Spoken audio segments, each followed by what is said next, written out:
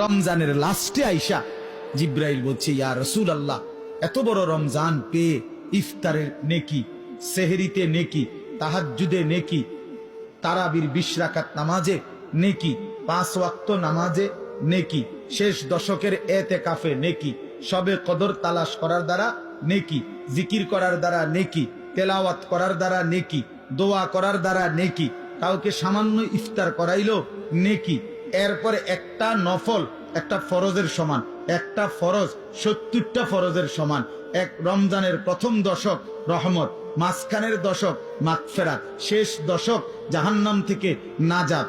আল্লাহ বলেন জিব্রাইলের মাধ্যমে, নবী এত কিছু দিয়াও যেই বেঈমান রে মন গলাইতে পারলাম না, তারে আমি ভালো করাইতে পারলাম না, আমার দিকে ফিরাইতে পারলাম না, তার উপরে আমি আল্লাহর লানত, আমি ফেরেশতারও লানত। তো নবী বলে আমিন, হ জিব্রাইল, আমি মুহাম্মাদেরও লানত।